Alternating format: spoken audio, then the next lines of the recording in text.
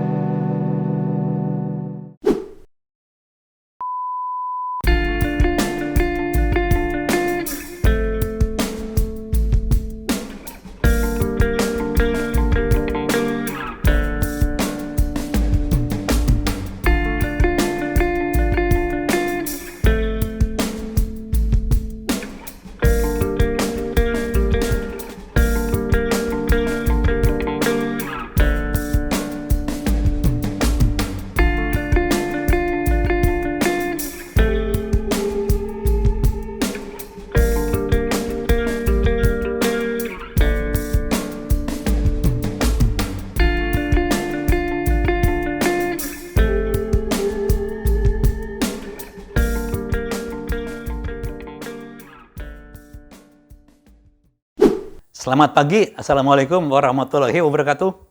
Apa kabar para sahabat Danis baik semuanya? Pada pagi hari yang cerah ini, saya menjumpai teman-teman semuanya karena ada sesuatu yang akan saya sampaikan.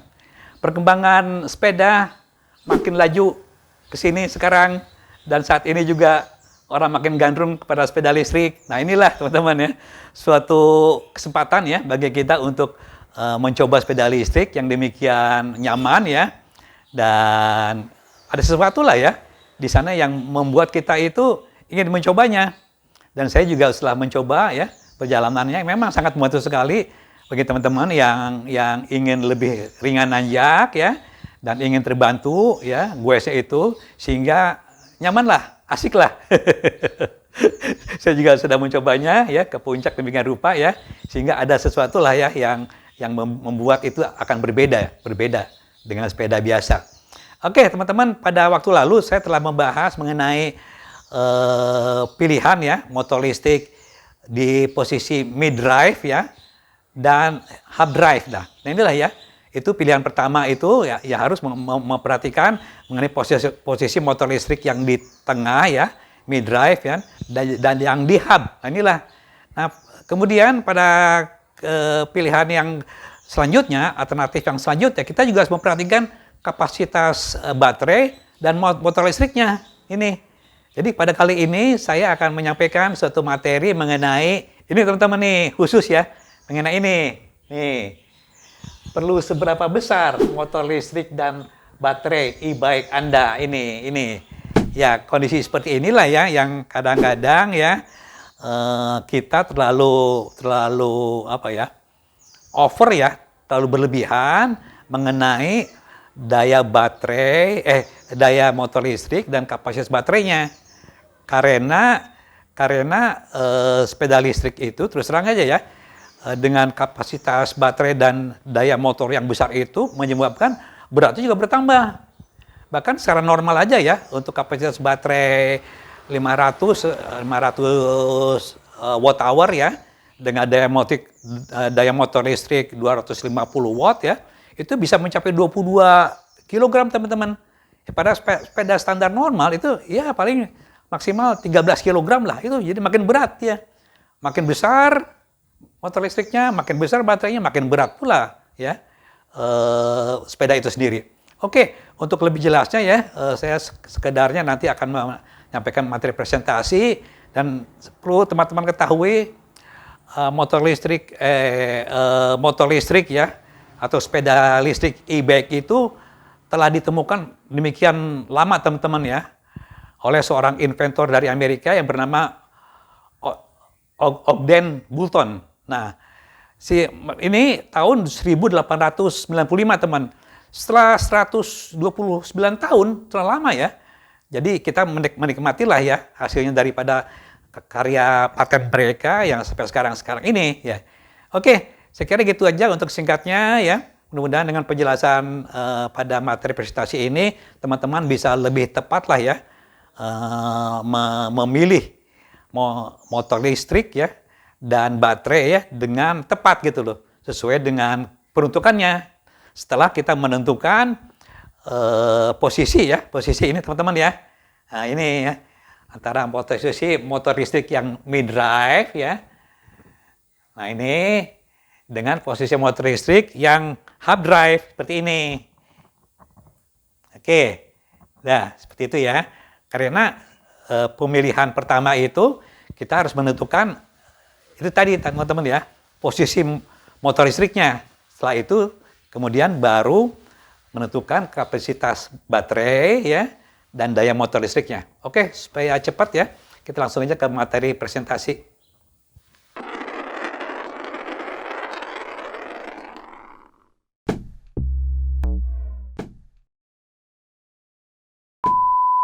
Jadi kita mulai presentasi ini, judulnya adalah perlu seberapa besar motor listrik dan baterai e-bike Anda. Nah, jadi ada isu utama tentang motor listrik ya di sini ya, dan baterainya ya. Jadi kita mengapa perlu memilih motor listrik dan baterai yang tepat? Ini ada beberapa isu yang perlu kita bahas ya, karena ini penting sehubungan dengan penentuan kapasitas dan dayanya. Nah, inilah alasan per aspek ya, mengapa perlu memilih motor listrik dan baterai yang tepat. Ini ya, ada jenis yang mid drive dan half drive di sini. Pertama adalah nilai pengadaan.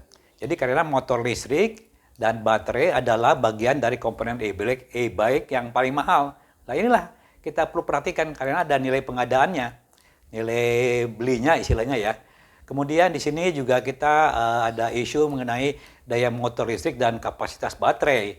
Ini adalah kita menentukan seberapa besar tenaga, daya nanjak, dan jarak tempuh sepeda yang perlu diperlukan sebelum diisi ulang. Jadi dengan penentuan ini kita akan mendapatkanlah ya suatu keadaan yang kita inginkan. Kemudian di sini ada berat motor listrik dan baterai. Nah, jadi berat motor listrik dan baterai ini menyita 50 sampai dengan 70% dari berat sepeda. Jadi kita perlu mempertimbangkan bobotnya jangan sampai terlalu besar ya. Nah, ini ya, karena ya semakin besar daya dan kapasitasnya juga berat sepeda akan semakin besar. Kemudian di sini letak motor listrik. Nah, ini setelah saya sampaikan pada materi presentasi sebelumnya, letak motor listrik ini dan yang di hub ya dan di drive ini menentukan besarnya daya dan kapasitas baterai seperti ini. Jadi umumnya motor listrik yang di mid drive ini lebih ringan ya dan dayanya juga akan lebih kecil dibandingkan dengan yang di hub seperti ini. Kemudian aspek yang lainnya mengenai isu utama itu adalah keragaman motor listrik dan baterai. Nah ini, jadi umumnya sekarang kita telah memakai ya pada umumnya ya motor listrik yang jenisnya brushless DC motor ya. Nah ini ya, jadi dengan adanya jenis dan karakteristik yang berbeda-beda, perlu dipilih pasangan motor listrik dan baterai yang sesuai agar fungsi keduanya menjadi optimal. Oke, ya, kemudian juga di sini ada sistem kontrol pengatur motor listrik dan baterai. Ini juga perlu dipilih ya jenisnya yang tepat ya sesuai dengan penggunaannya untuk bisa mengontrol ya jenis yang baik yang hard drive di sini ataupun yang mid drive. Nah ini sistem kontrolnya seperti ini. Nah ini teman-teman ya kita terintegrasi ya sistem kontrol dengan motornya dan dengan baterainya itu sendiri. Jadi harus sesuai sistem kontrol ini. Kemudian yang selanjutnya adalah kita langsung memasuki kepada materi ya, materi bahasan mengenai karakteristik ya motor listrik sepeda. Nanti bagian kedua juga ada mengenai karakteristik mengenai baterai sepeda. Jadi karakteristik motor listrik sepeda ini terdiri dari beberapa bahasan ya. Jadi motor listrik itu juga seperti mesin mobil ya, lebih besar dayanya, lebih boros daya listriknya. Jadi sama ya. Jadi ada kata kita memilih motor listrik yang besar, dayanya juga dan baterainya akan lebih besar. Nah sama teman-teman ya. Di sini ada yang untuk yang hub drive, di sini ada yang front drive ya, dan yang rear drive sini. Nah kita bahas mengenai jenis motor listriknya. Tipe DC brushless dan DC brush dan brushless nih. Jadi umumnya motor listrik sekarang itu sudah menggunakan motor listrik jenis DC tanpa sikat atau brushless ini ya. Nah, jadi brushless DC motor. Karena pemilihan jenis brushless ini ya lebih ringan dan efisien dan awet. Ini udah teruji di berbagai penggunaan ya lebih bagus menggunakan ini. Karena di sini tidak ada kehausan oleh komponen yang bergesekan lah istilahnya ya dari brush itu sendiri. Nah, kita kemudian masuk ke besaran dan satuan pada motor listrik. Nah, ini ya, besaran ini ada 3 besaran satuan motor di motor listrik ini. Besaran yaitu pertama besaran mengenai kekuatan dan daya motor. Ini dalam satuan watt ya. Kemudian di sini ada tegangan listriknya yang digunakan dalam satuan volt ini. Kemudian di sini ada efektivitas daya mekanis yang disebut torsi ya, yang menghasilkan motor yang bisa menggerakkan roda ini ya. Dalam Newton meter. Nah, ini contoh-contohnya teman-teman ya. Contoh dari satuan ini ya. Ini contoh daya motor listrik ini 250 watt sebagai daya puncak ini. Ini akan sebanding teman-teman ya dengan daya orang juga. Jadi kenapa dipilih daya motor listrik 250 watt? Karena memang sebanding dengan daya orang. Jadi andai kata kita memiliki berat 70 kg, daya kayu itu ya orang rata-rata ya itu hanya 0,4 horsepower. Ini equal dengan 294 watt. Nah, ini akan ya relatif ya, akan equal seperti ini. Jadi umumnya daya motor listrik mengapa 250 watt? Karena ya equal dengan daya kayu orang itu. Sehingga andai kata kita memilih sepeda dengan motor listrik seolah-olah kita mengayu dengan 2 orang, teman-teman. Contohnya ini ya. Kita memiliki tegangan nominal, contoh tegangan nominal ya. Contoh tegangan nominal 360 volt ini. Jadi tegangan yang makin besar ya, maka daya motor listrik ini juga akan makin besar, teman-teman ya. Ini jadi makin besar tegangannya ya, makin besar tegangannya, daya motor listrik juga akan makin besar di sini. Nah, contohnya nih ya. Torsi motor listrik ini 250 watt ya. Ini sama dengan torsinya 40 Newton meter. Nah, gaya kayunya ya, orang yang 70 kg beratnya, ini tekanan kepada pedal itu 4,9 kg force. Ini equal dengan 48 Newton meter. Nah, ini teman-teman. Ini juga dayanya, baik dayanya apapun daya engkolnya juga hampir mirip-mirip ya. Di sini. Untuk motor listriknya 40 Nm, untuk daya kayu orangnya itu, gaya kayu orangnya itu 40 Nm. Nah, jadi perbandingannya, jadi motor listrik 250 watt ini equal dengan 85% tenaga orang ini. Oke, ini ada jelas ya mengenai besar-besaran ini yang sudah saya ilustrasikan seperti ini. Kemudian di sini ada besaran lainnya yang perlu kita ketahui adalah continue power. Itu adalah daya motor listrik yang terus-menerus tanpa overheating. Jadi continue power itu nilainya itu 75% ya dari daya yang dicantumkan di spesifikasi. Jadi andai kata di sini 75% ya, maka nilainya dari daya motor listrik 250 watt ini cuman outputnya itu 180 watt. Nah, jadi arus nominalnya yang dihasilkan dari baterai ke motor listrik itu dengan rumus ini, daya sama dengan volt kali I. Jadi arus nominal baterai itu hanya 5 ampere ya, dapatkan dari sini ya. Di sini tegangannya adalah 36 volt ya. Sini ya. Setelah dikali dengan 5 ampere di sini. Dengan daya total ini setelah dikalikan 250 watt jadi 180 watt ini. Jadi memang rata-rata ya setelah penggunaan continue power itu hanya 5 ampere dari baterai itu. Nah, inilah teman-teman ya, disebut continue power atau daya yang terus-menerus digunakan seperti ini. Jadi bukan daya puncak daripada motor itu sendiri. Kemudian ke karakteristiknya yang lanjutan ya. Nah, ini ada istilah peak power. Nah, peak power itu adalah daya motor listrik yang dicapai sesaat ini. Ini ya. Jadi nilainya itu 250 sampai 280% dari daya yang dicantumkan di spesifikasi. Ada kata daya itu 250 watt, maka peak power itu equal ya, sesaatnya teman-teman ya, di suplainya sampai 650 watt. Jadi daya mid drive ini ya, yang 250 watt itu pada saat dia dipakai throttling ya, pada saat puncak ya, ini bisa sampai 650 watt ini. Dalam waktu yang sesaat ya, yang suplai arusnya itu besar. Ini yang internal ya mid drive, ini yang eksternal mid drive seperti ini. Nah, ini ada contoh berbagai level lah ya, level kapasitas motor listrik. Yang ini 250 watt, ada yang sampai 750 watt ya. Di tengah-tengahnya ada 350 watt dan 500 watt. Sampai 1000 watt, bahkan lebih teman-teman ini. Melebihi dari 1000 watt. Ini. Kemudian tegangannya juga bervariasi di sini. Ini selisih 66 ya. 36 volt ya, ada ini langsung ke 48 ke 60 volt, ada yang 72 volt di sini ya. Tapi rata-rata penggunaannya antara 36 sampai 48 volt ya, yang umum nih.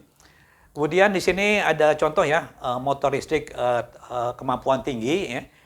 Umumnya ini tegangannya ini di atas 36 volt rata-rata, bahkan sampai 72 ya, 60 volt, 72 volt ya, di sini. Jadi untuk yang high performance itu minimal 48 volt. Sehingga untuk arus listrik yang sama ya, tenaga atau daya yang dikeluarkan lebih besar. Ada kata tegangan di sini ya, itu lebih besar dengan arus yang sama, ya, maka dayanya menjadi lebih besar. Jadi pengaruh tegangan itu mempengaruhi daya output daripada motor itu. Nah seperti itulah kurang lebih ya. Maka itu daya motor listrik yang besar, tegangan yang besar mempengaruhi output daya yang jadi lebih besar.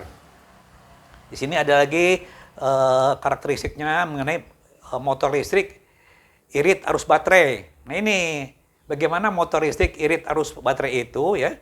Ini sebalikan dari yang tadi ya. Sebaliknya motor listrik dengan tegangan dan daya yang lebih kecil ini menjadi lebih lama operasinya pada kapasitas baterai yang sama. Kemudian jaraknya juga bisa lebih jauh ditempuh di sini. Nah ini teman-teman, betapa kita harus memikirkan daya motor listrik yang lebih kecil untuk mengirit pemakaian baterai ya. Tegangannya ya, jadi kita gunakan 36 volt aja dan dayanya juga jangan terlalu besar daya motor listrik ini. Ya minimal jangan lebih dari 350 ya kalau untuk yang biasa yang bukan MTB ya. Di bawah antara 250 sampai 350 lah ya. Ini ada contoh ya. Dengan bagaimana motor listrik itu bisa irit arus baterai. Contoh ini ya. Baterai e-bike ya yang A ya. Jenis yang A ini 36 volt nih teman-teman ini ya. 36 volt ya. Sama-sama menghabiskan watt hour ya 360 di sini. 360. Di sini ada kata tegangannya ya hanya 36 volt. Di sini arus ampere hour-nya yang dari baterai itu bisa 10 ampere hour. Nah, untuk yang baterai e-bike yang B ini ada kata di sini tegangannya 48 volt ya dengan kerja dari output baterai 360 watt hours ya. Nah, tegangannya ini meningkat menjadi 48 volt. Nah, di sini akan kelihatan bahwa penggunaan ampere hour-nya dia mengecil. Jadi di sini dia akan jarak tempuhnya dan waktunya juga akan lebih singkat sehingga dia tidak bisa menempuh jarak yang lebih jauh. Nah, kesimpulannya baterai jenis A ini ya, waktu operasi ampere hour-nya lebih lama dari jenis baterai B. Nah, inilah karakteristik motor listrik dengan ilustrasi. Ya, inilah ya, contoh-contoh ini yang bisa lebih mudah dipahami lah. Kemudian ini karakteristik motor listrik yang poin terakhir ini, bobot motor listrik. Ya, dengan daya atau watt yang sama, bobot motor listrik hard drive lebih berat dibandingkan mid drive. Karena desain untuk menghasilkan torsi langsung pada roda. Jadi motor yang hard drive ini, desain dan konstruksinya ini akan lebih berat teman-teman. Untuk menghasilkan torsi langsung yang berat ya, untuk memutar roda di sini. Ya, karena di sini tidak ada reduksi dari ya, ini langsung ya, tidak ada reduksi dari reduksi gigi uphill dari sprocket di sini. Nah, sedang pada mid drive di sini ada reduksi torsi di internal gear motornya. Jadi di sini ada reduksi ya. Di sini ada pinion ya, pinion gear. Di sini ada yang lebih besar. Jadi secara di internal motor mid drive di sini udah ada reduksi ya di sini, dan di sprocketnya juga setelah dialirkan sprocket ini juga ada reduksi juga, sehingga motor mid drive ini cenderung lebih ringan dan dayanya juga bisa lebih kecil ini, sehingga bobotnya memang mid drive ini bisa lebih ringan. Nah, kita rangkum teman-teman nih sini rangkuman karakteristik motor listrik sepeda. Motor listrik dapat dipilih dengan mempertimbangkan. Nah, ini oke ya, pertimbangannya. Yang pertama, kekuatan atau dayanya di sini ya. Dengan daya yang lebih besar ya, maka dorongan ke sepeda juga makin besar. Andai kata daya ini makin besar, maka dorongannya juga atau kemampuan dia berakselerasi juga makin besar. Nah, tegangan listrik di sini, tegangan motor listrik ya. Andai kata tegangan motor listrik makin besar di sini, maka percepatan atau akselerasi lah ya. Percepatan di sini makin besar di sini. Dia bisa mengejar atau mempercepat sepeda itu dengan kecepatan dengan percepatan yang lebih tinggi di sini. Andai kata tegangan makin besar karena suplai daya listrik itu bisa dialirkan secara spontan ke motor listriknya. Jadi tegangan yang motor listrik yang lebih besar itu menguntungkan untuk bisa melakukan percepatan. Kemudian torsi motor di sini, torsi dalam Newton meter ya. Ini torsi makin besar, maka kemampuan menanjak juga makin besar di sini. Jadi kecenderungan motor listrik mid drive ini lebih bagus nih torsinya daripada ini karena ada reduksi di internal sistemnya dan di sprocketnya. Oke ya. Jadi torsi motor listrik ini makin besar, maka kemampuan menanjak juga makin tinggi gradiennya. Kemudian di sini posisi motor listrik. Untuk hard drive, ini bobotnya ini lebih besar. Ini ya, hard drive ya. Dan torsinya lebih kecil. Kemudian untuk mid drive ini ya, bobotnya akan lebih kecil dan torsinya lebih besar. Ini untuk daya yang sama teman-teman ya. Ini artinya torsi yang keluar di roda ini ya, bukan yang di sini. Artinya yang output dari output terakhir di roda ya, akan lebih besar dari mid drive di sini ya. Torsinya lebih besar dibandingkan dengan torsi untuk motor yang hub drive di sini lebih kecil. Nah, keterangan A dan B di sini. Jadi watt dan volt listrik yang lebih besar ya ini ya mengakibatkan pemakaian arus listrik baterai lebih besar ya dan jarak tempuh yang lebih kecil ini. Jadi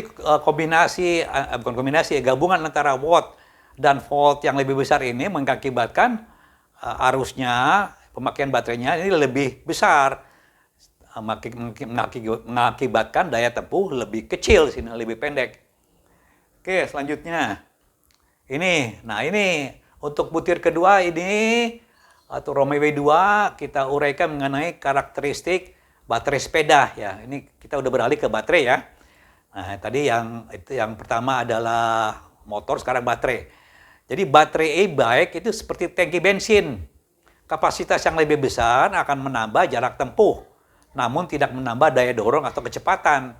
Jadi ya jelas di sini hanya ilustrasinya sama seperti tangki bensin ini. Jadi makin besar tangkinya atau makin besar baterainya, jarak tempuhnya juga makin besar. Tidak mempengaruhi kekuatan daripada dorongan ya. Tidak menambah dorong atau kecepatan sepeda. Nah, di sini kita uraikan satu persatu ya mengenai pertama jenis baterai. Nah, sepeda listrik umumnya menggunakan baterai lithium ion dibandingkan dengan baterai lead acid yang lama dan nikel metal hydride di sini. Jadi e-bike sekarang umumnya sudah menggunakan baterai li-ion ini. Baterai li-ion karena bobotnya ringan, mudah diisi ulang dan harganya semakin terjangkau. Seperti ini. Kemudian di sini sama seperti motor ya, kita juga di sini akan menguraikan besaran dan satuan daripada baterai. Pertama, satuannya adalah total kapasitas atau muatan nominal baterai. Ini dalam satuan ampere hour. Kemudian sama seperti baterai, di sini ada tegangan listrik operasional dalam volt. Nah, di sini ada arus listrik efektif pelepasan. Jadi baterai ini andai kata digunakan ini ada arus yang terlepas teman-teman. Ya, arus listrik pelepasan dalam ampere. Nah, kerja ada juga di sini ya. Satuannya kerja yang dihasilkan baterai. Nah, setelah baterai ini dihubungkan dengan motor listrik akan ada namanya watt hour. Jadi kerja daripada baterai bukan kerja yang dikeluarkan oleh baterai ya setelah dihubungkan dengan motor listrik ya dengan satuan watt hours. Kemudian di sini ada waktu charge and discharge baterai. Nah, discharge itu pada saat digunakan ya, discharge ya. Charge itu pada saat pengisian baterai. Ini dalam C-rate ya. Ini ada tabel contohnya C-rate itu. C-rate itu satuannya itu dalam C ya, C5C sampai dengan garing ya, C2 garing sampai C garing 20 nih ya. Di sini ada kolerasi antara C ini dengan hour ya. Hour ya atau waktu daripada pengeluaran dan pemasukan arus di sini. Kemudian di sini satu-satu saya jelaskan. Yang bukti pertama mengenai ampere hour adalah jumlah energi yang tersedia sampai baterai kosong dengan arus keluaran tertentu ini. Jadi kita bisa tahu ampere hour ini ya itu dari jumlah energinya sampai baterai kosong dengan arus keluaran tertentu ini. Nah, makin besar ampere hour-nya tentunya energi juga makin besar, teman-teman. Kemudian di sini tegangan listrik ya, adalah tegangan operasional baterai pada kapasitas penuh. Sesuai dengan standar 36, 48, 60. Sedangkan pada saat baterai setelah digunakan dan isinya makin berkurang, tegangannya juga tidak seperti ini yang ada di spek. Dia akan menurun sesuai dengan leveling atau kapasitas baterai yang misalnya 80%, 50%, itu akan menurun terus di sini tegangannya. Kemudian di sini ada arus output efektif ini ya, pelepasan. Arus efektif dan pelepasannya. Contohnya di sini ya. Di sini ada baterai C20 di sini. Ini C20 ya, sini. Di sini bisa digunakan selama 20 jam ya atau penggunaan di charge atau discharge-nya ini ya selama 20 jam teman-teman ini. 20 jam ya dengan arus 0,9 ampere ya. Ini. Jadi makin besar ampere hour-nya ya. Jadi kemampuan mengeluarkan dan memasukkan juga makin kecil dari arusnya. Jadi andai kata menginginkan baterai yang kapasitasnya pengeluaran arusnya besar, pengisiannya juga makin besar. Ini sini ya. Jadi yang 20 jam ini ya hanya bisa mengeluarkan arus 0,9 ampere. Andai kata di sini ya 10 ampere di sini ya, 10 hour di sini. Arusnya juga bisa lebih besar di sini. Jadi karakteristik ini bisa dicantumkan di baterai ya, di depannya atau di data-data baterai. Di sini ada kerja output ya, kapasitas ampere hour kali tegangan operasional. Ya, jadi kerja output itu, jadi hubungannya di sini andai kata arusnya lebih besar, maka untuk kapasitas watt hour yang sama ya, ini jadi lebih kecil nilainya. Kemudian di sini ada waktu pengisian dan pengosongan. Contoh nih untuk C10 ya, baterai tipe C10 di sini. Baterai C10 di sini ada waktu pengosongan 10 jam di sini.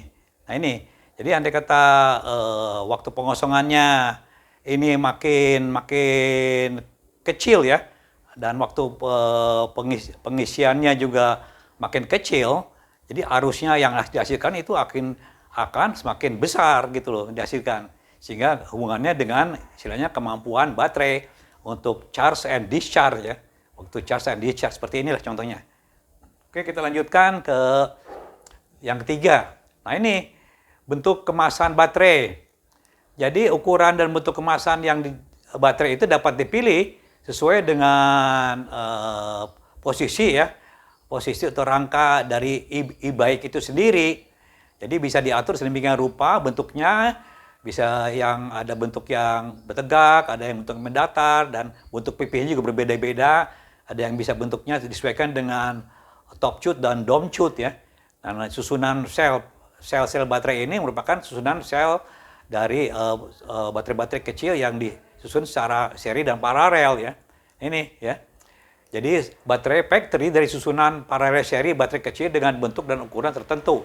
Nah, tegangan untuk yang di Li-ion ini ya, itu 3 volt. Berbeda dengan lead acid yang 1,75 dan nickel metal hydrate yang 1 volt di sini. Nah, di sini ada penjelasan teman-teman ya yang perlu kita ketahui mengenai total siklus hidup baterai. Ini ya. Di sini ada grafik tingkat pengosongan dan tingkat pengosongan di sini ya. Ya, pengosongannya deep of discharge ya dengan masa hidup baterai. Makin besar tingkat pengosongannya ya, tingkat hidup baterai juga akan semakin rendah. Di sini ya. Jadi adalah jumlah total siklus hidup baterai adalah jumlah siklus pengisian dan pengosongan baterai sebelum kehilangan performanya. Jadi tingkat pengosongan baterai yang lebih besar mengakibatkan siklus hidup baterai semakin kecil. Ini sesuai dengan grafik ini. Ya. Di sini ada contoh ya. Pengosongan 80% baterai Li-ion ya. Siklus hidupnya itu dapat mencapai 5.000 kali. Jadi semakin kecil tingkat pengosongannya semakin awet. Nah, ini ada grafiknya ya. Di sini grafik sampai 80% tingkat pengosongan ini ya. Siklus hidupnya ini sampai di sini teman-teman nih 5.000 ya. 5.000 kali. Adakah tingkat pengosongannya makin tidak dalam atau tidak begitu besar. Contohnya ini sampai 40% aja ya. 40% tingkat pengosongannya di sini, bukan 80% ya. Jadi siklusnya, jadi kemampuan hidup baterai itu bisa sampai 10.000 kali. Ini di sini 2 kalinya ya. Nah, ini atas dasar kondisi seperti inilah. Jadi andai kata memang kita mengosongkan baterai itu sampai tingkat yang kecil di bawah ini ya, jadi siklus hidup juga akan semakin singkat ya. Seperti itulah ya karakteristik baterai. Kemudian penjelasan selanjutnya, di baterai itu ada namanya unit pengatur teman-teman, namanya sistem manajemen baterai management system ya. Baterai Li-ion dilengkapi dengan unit control IC, baterai management system, untuk menyeimbangkan muatan per sel dan mengatur atau membatasi jumlah pengeluaran arus listrik dan tegangan yang diperlukan. Nah, jadi di sini fungsinya adalah penting ya, unit BMS ini untuk memperpanjang usia baterai dan penggunaan baterai ini agar berfungsi efektif, mensuplai arus yang sesuai dengan kebutuhan motor listrik. Ini contohnya ya, unit BMS 36 volt dan 14 ampere. Nah, ini teman-teman, ini sekedarnya saja perbandingan jenis baterai Li-ion. Jadi di sini ada jenis baterai Li-ion ya yang macam-macam. Jadi andai kata kita membeli baterai Li-ion, hati-hati. Ada baterai yang Li-ion murah ya, yang jenis lithium ion fosfat ya, yang berbeda dengan baterai yang agak mahal yang jenis lithium nikel mangan kobalt oksid di sini yang namanya NCM, dan satu lagi NCA di sini, lithium nikel kobalt aluminium oksid di sini. Nah, ini yang agak mahal ya, yang ini murah. Nah, jadi kenapa demikian ya? Jadi karena di sini kita harus perhatikan bahwa baterai NCM dan NCA ini dia nilai kerapatan energinya ini tinggi. Kapasitas dan padat energi di sini tinggi, nilai kerapatan energinya. Sedangkan yang agak murah, yang jenis LFP ini rendah. Sehingga dia lebih cepat habis ya, adik-adik digunakan. Kemudian di sini juga ada karakteristiknya. Dia lebih berat teman-teman. Untuk LFP ini dengan kapasitas yang sama dia lebih berat. Dan ukurannya juga lebih besar. Sedangkan yang Li-ion, NCM dan NCA ini lebih ringan dan kecil. Kemudian yang lainnya adalah sama, efek memori dan waktu fungsi yang sama ya. Nah, kemudian di sini siklus discharge-nya sayangnya untuk baterai Li-ion yang kapasitasnya ini bagus ya. Kinerjanya bagus ini ya. Siklus pengisian ini itu lebih rendah dibandingkan dengan baterai LFP ini yang bisa sampai 3.000 kali, yang NCM dan NCA ini hanya bisa 2.300 sampai 2.300 kali ya. pengisiannya nih, hanya segini.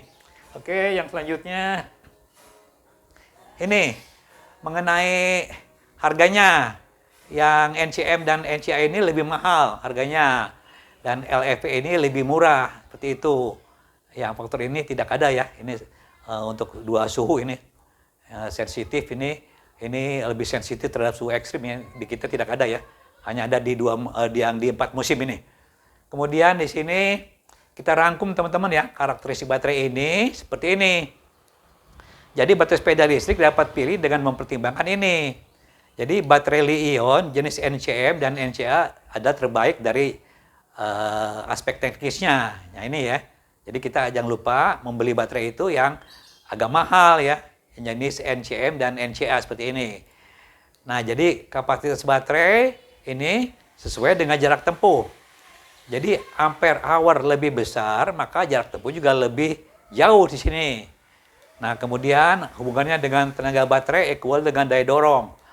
Daya dorong itu hubungannya sama tegangan baterai. Tegangan yang lebih besar, maka tenaga dorong juga lebih besar di sini. Kemudian di sini waktu charge and discharge di sini baterai. Jadi tergantung ceritnya. Ceritnya ini mengecil ya tadi ya.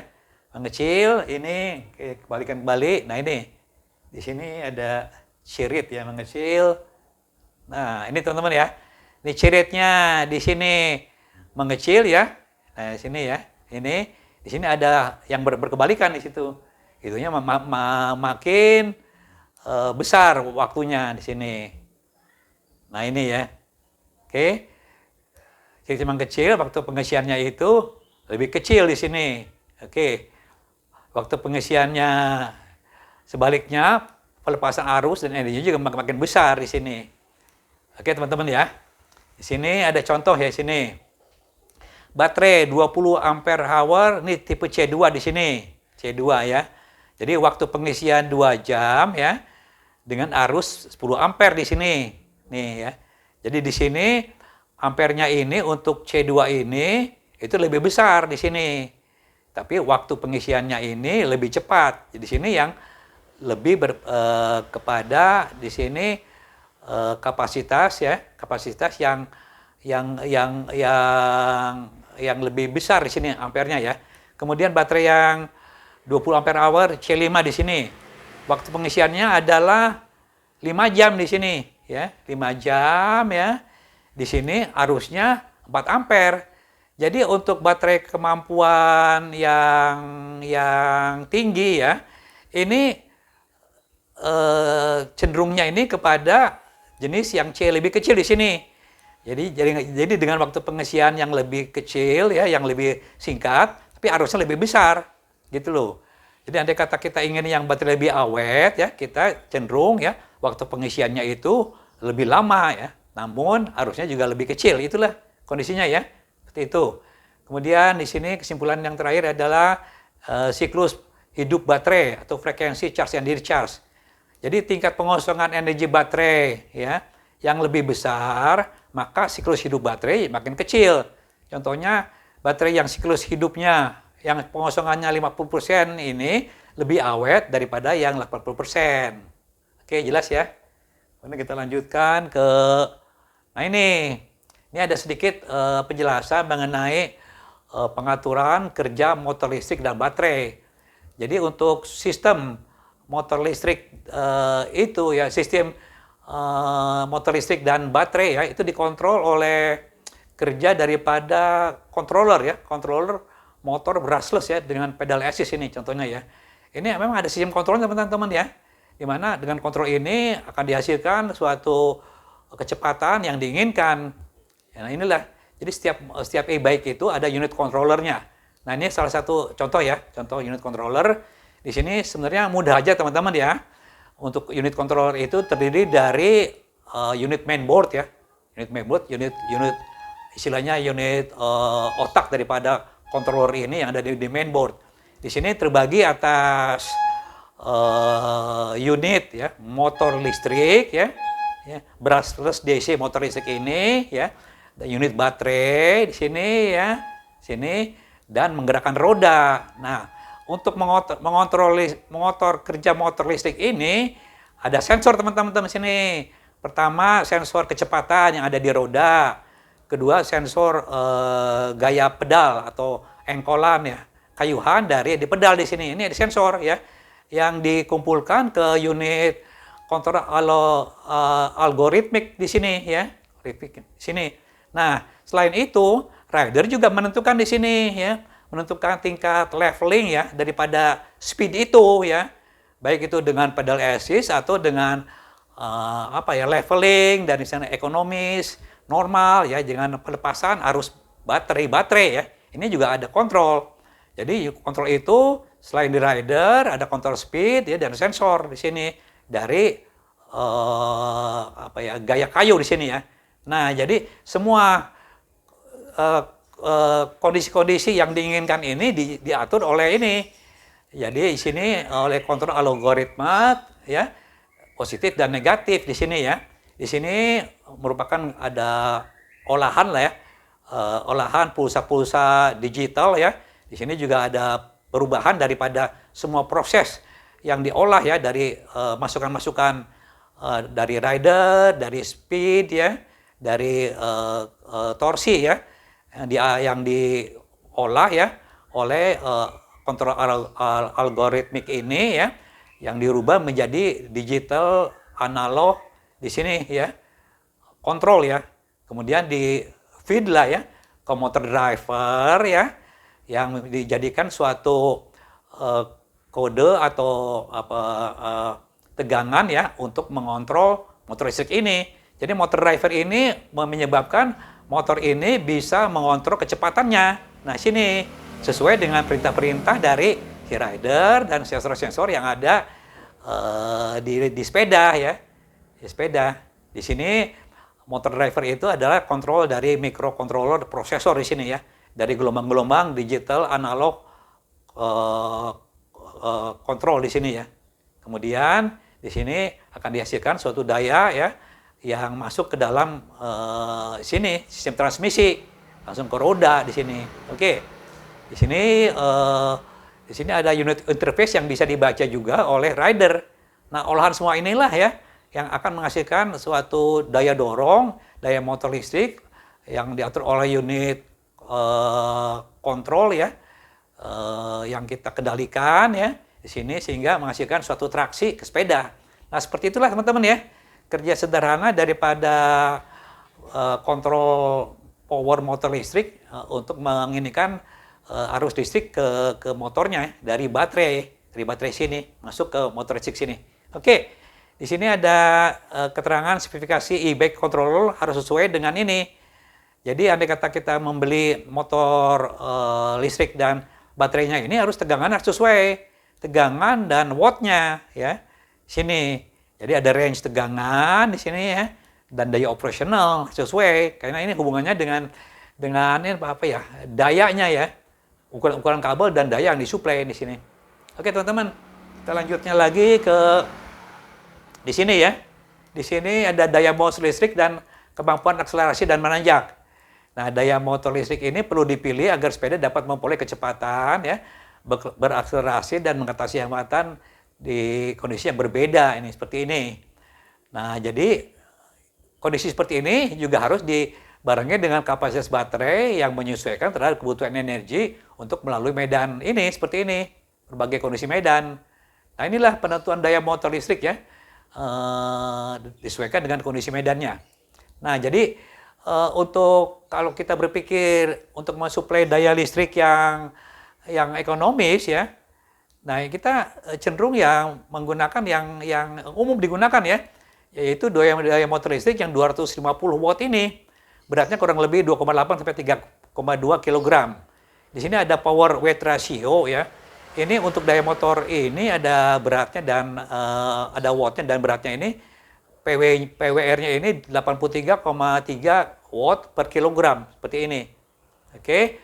Nah, torsi yang dihasilkan 250 watt ini adalah 60 sampai 75 Newton meter. Ini cukup teman-teman nih untuk tanjakan dengan gradien 15%. Sedangkan torsi goes orang normal dengan berat badan 70 kg itu 48 Newton meter. Udah dekat-dekat nilai ini teman-teman ini. Seperti ini ya. Oke. Di sini ada berbagai jenis motor listrik yang hubungannya dengan peak power atau watt ya, dan torsinya di sini. Jadi semakin besar peak powernya di sini, beratnya juga makin besar dan torsinya juga lebih besar umumnya. Jadi kita pertimbangkan di sini kenaikan daya motor listrik. Jadi daya motor listrik di sini bagaimana kenaikannya yang bisa dieksepsikan gitu loh. Jadi apabila kita memilih daya motor listrik itu 500 watt ya, kenaikan torsinya itu tidak signifikan teman-teman, tidak terlalu besar, hanya sebesar 80 Newton meter dibandingkan dengan yang ini ya, hanya 23% ini. Tapi kita memang kalau dibutuhkan ya kita naikkan aja dari 250 ke 500 watt ini. Nah daya motor listrik yang lebih besar ini berlaku untuk e-bike nih, yang dibutuhkan untuk medan lintas alam berat dan banyak tanjakan. Nah, pasangan daripada daya motor listrik 500 watt ini, minimal baterainya itu 700 watt hour teman-teman ini. Ya. Di sini untuk 85 Newton meter ya, di sini ini ya, kurang lebih daya ini 85 Newton meter ya, di sini. Ini sudah cukup dikuat di gradien 20%. Nih, minimal ya, 20% ini. Oke. Jadi memang ya terus terang dibutuhkan ya kalau untuk nanjak yang ekstrim dan kondisi medan yang berat, daya motor listrik ini yang lebih besar. Kemudian nih untuk e-bike gravel hybrid, nah lintas alam nih ya. Ini saya kira ini cukup menggunakan daya motor listrik 250 watt sampai 350 watt, 300 watt aja di sini. Berpasangan dengan baterai ini 500 watt ini ya, ini 500 watt berpasangan dengan baterai 500 watt hour di sini ya, watt hour ya, sehingga lebih ringan dan irit energi listrik ini. Jadi kalau kata kita menginginkan yang medan tidak terlalu berat, tidak usah terlalu besar motor listriknya. Nah baterainya juga tidak usah terlalu besar watt hournya. Cukup 500 watt hour aja sehingga sepeda juga makin ringan teman-teman. Oke, kita lanjutkan. Ini. Nah, kita menggali lah ya hubungan antara kapasitas baterai dan jarak tempuh di sini. Kita gali hal ini supaya kita tahu gimana cara mengoptimalisasi jarak tempuh. Jadi jarak tempuh rata-rata baterai per watt hour di sini. Jadi kita korelasikan dengan energi goes teman-teman. Jadi energi baterai dalam watt jam atau watt hour ya dengan motor listrik yang cocok ya bisa menempuh jarak sebanding dengan energi goes rata-rata orang dewasa ya. Jadi energi goes orang dewasa itu secara umum ya dengan berbagai kondisi jalan yang bervariasi lah ya. Ini bisa 9,5 sampai 12 watt hour ya, watt hour per jam ini, seperti ini ya. Kemudian contoh perhitungan ini, nih hubungannya dengan ini, dengan energi goes ya, watt hour energi goes per kilometer. Baterai 14 ampere hour, 36 volt, energinya itu 14 kali 36, sehingga jumlahnya 504 watt hour. Ini jarak tempuhnya untuk energi watt hour 504 ini ya dikalikan dengan ini aja ya, dikalikan dengan jarak tempuh yang kolerasinya dengan energi baterai ya, bisa menembus 50,4 ini ya. Andai kata energi goes itu digantikan dengan energi baterai ya, ini ya bisa menempuh ini 50,4 ini. Oke. Nah, di sini ada contoh nih ya, berbagai berat ya. Jarak tempuh rata-rata watt hour daripada baterai ya, energi watt hour baterai ini beratnya dan range ini. Oke. Jadi ini bisa ketahuan jadi untuk 50 di sini ya energinya ya seperti ini ya 500 antara inilah ya 553 km di sini. Nah, gimana kita memperpanjang ya jarak tempuh ini, mengoptimalisasi jarak tempuh. Jadi pemakaian energi baterai seperlunya ini hanya untuk memperingan kayuhan pada medan yang berat. Jadi kita irit-irit lah penggantian baterai dengan level eco di panel indikator ini dibandingkan dengan normal atau high di sini. Nah, saya udah menguji coba di sini e-bike mid-drive kalau si Lanes Evo dengan motor listrik 250 watt ya, baterainya 504 watt hour. Kondisi di atas ini bisa menempuh teman-teman ini sampai 88 km ya. Nah, ini pada akhir pengujian ini sampai elevasi 1450 dpl. Sehingga ini bisa disiasati andai kata kita ingin jarak tempuh yang lebih jauh dengan jangan menggunakan baterai atau menggunakan baterai sepenuhnya dengan kondisi eco gitu loh. Seperti itulah ya. Nah, ini ya cara-caranya. Kemudian di sini kesimpulannya ini. Kesimpulan dalam memilih motor listrik dan baterai ya, ada beberapa poin lah ya. Nah, kita mempertimbangkan kondisi medan. Ya, di sini pertimbangan pertama pemilihan motor listrik dan baterai adalah e-bike itu akan digunakan untuk medan seperti apa ini? Ini pertanyaannya nih. Jadi e-bike, MTB, gravel, hybrid akan berbeda dengan e-bike urban dan komuter. Nah, inilah kita harus menjawab ini dulu. Baru kita akan menentukan baterainya seperti apa, jenisnya, hub drive atau mid drive atau motornya mid drive atau hub drive, baterainya juga seberapa besar ya, seperti apa gitu loh. Kemudian jarak tempuhnya, agar jarak tempuh e-bike bisa jauh, pilih motor listrik yang kapasitasnya kecil, itu kapasitas 250 watt, berpasangan dengan baterai minimal 25 ampere hour 36 volt. Nah, ini kondisi seperti ini energinya sampai 900 watt hour. Tentunya yang standar tidak ada, teman-teman. Kita harus pakai baterai tambahan di sini ya. Atau baterai extension ya, baterai tambahan lah pokoknya ya di sini ya.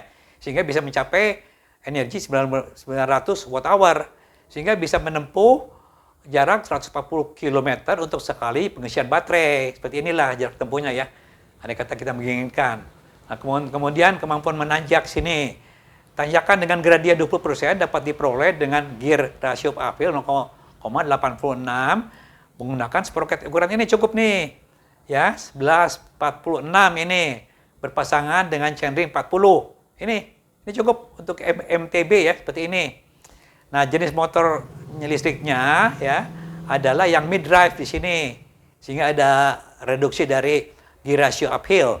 Kapasitasnya bisa kita pilih 250 watt sampai 500 watt di sini, tergantung ke jarak tempuh ya dan medannya yang beratnya.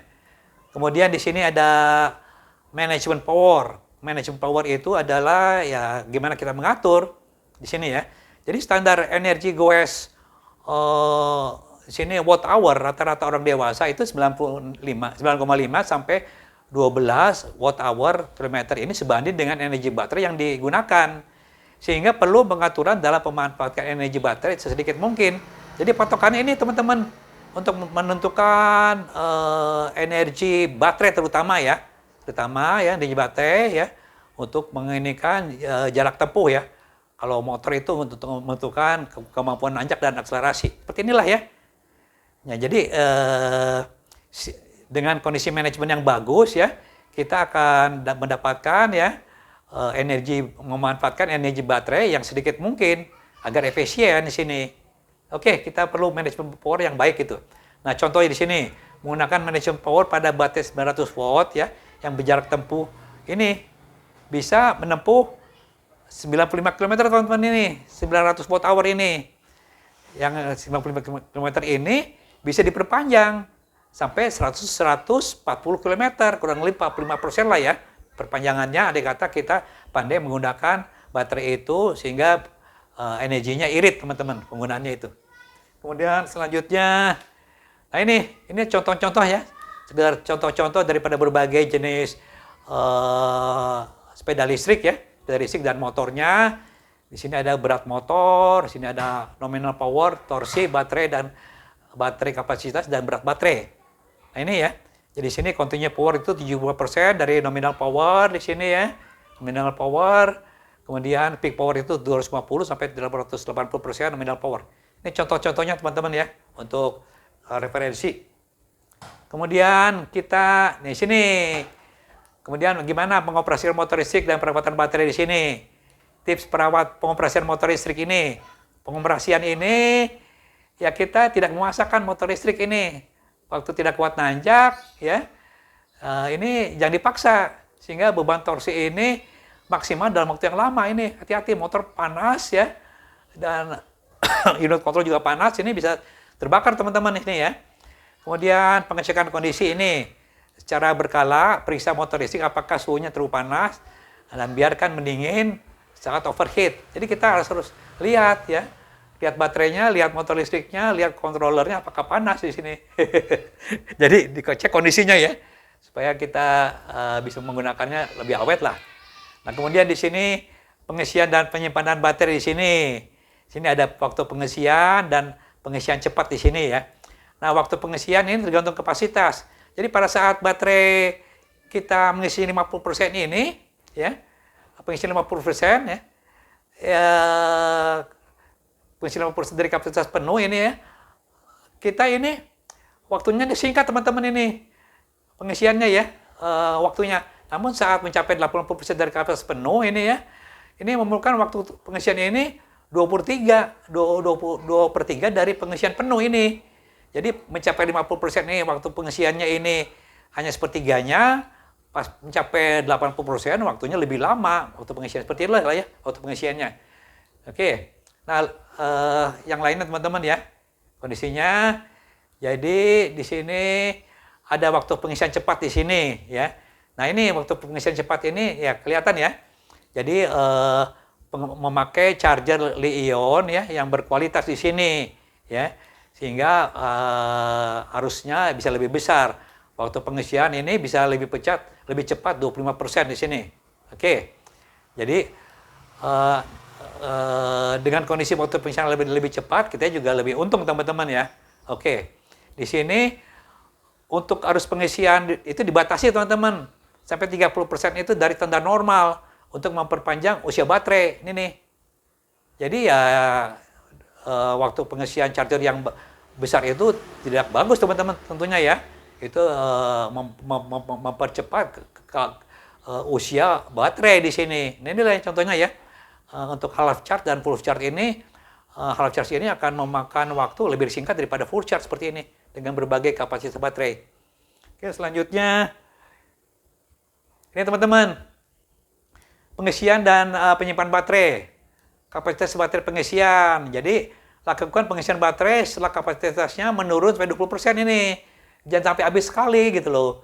20% itu udah paling minimal. Ya, kalau bisa 50% ya jarak tidak jauh udah kita isi dengan arus rekomendasi dan mencabut charger setelah kapasitas penuh. Ini seperti ini ya. Oke, kondisi pengisian.